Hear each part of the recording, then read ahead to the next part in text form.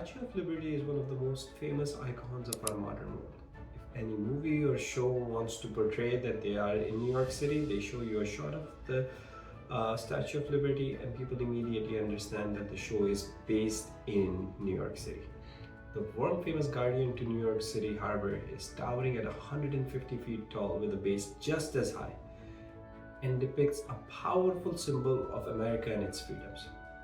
What most people do not know is that the majestic lady goes by another name, which is the new Colossus. The original Colossus that Lady Liberty is inspired by was the Colossus of Rhodes, which guarded the harbor of Rhodes, an island in the Mediterranean in what is now Turkey. The Greek island of Rhodes lies in the eastern end of the Mediterranean. When Alexander the Great conquered Rhodes in 332 BC, the Rhodians welcomed him with open arms.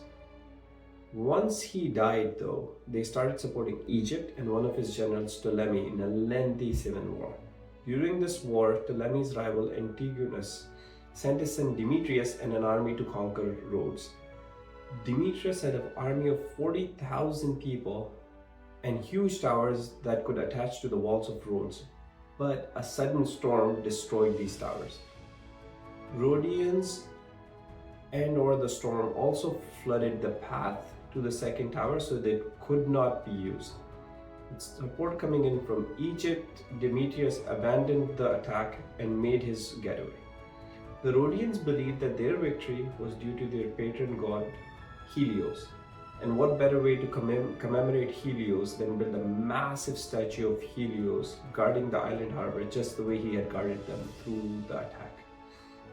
The Colossus of Rhodes was built over 2,000 years ago in 226 BC and stood approximately 105 to 100 feet high on a 50-foot tall base.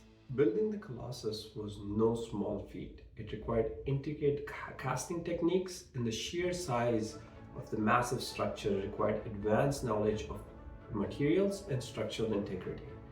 It was built out of iron bars with bronze plates riveted together that shone brightly in the sun.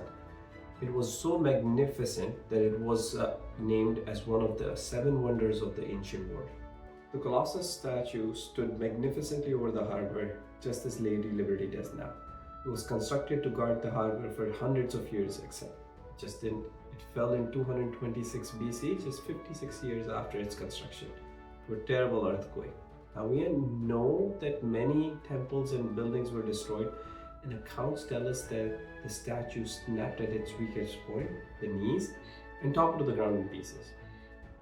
It's now a bit unfair for us to look back 2,000 years and criticize the construction techniques, as the people at that time did not have electricity, power tools of any type, or generally knowledge around earthquake.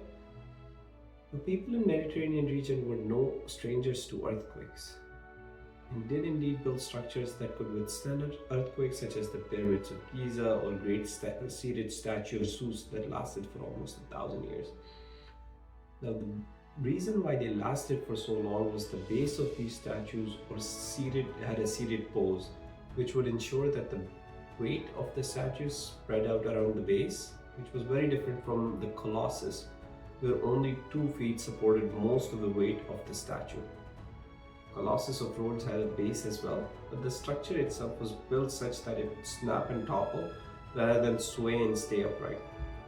And in modern days, the engineers go around solving this problem by building structures that sway back and forth to accommodate the lateral movement caused by the earthquake. For example, Burj Khalifa, the tallest tower in the world as of right now, sways back and forth by meters in order to accommodate the winds as well as any deflection due to earthquake.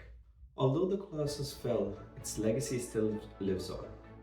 From the ruins of Colossus of Rhodes, we've learned invaluable lessons about engineering, resilience, and power of nature. As we continue to reach for the skies, let's remember the Titan of Rhodes, whose fall paved the way for future triumphs in engineering.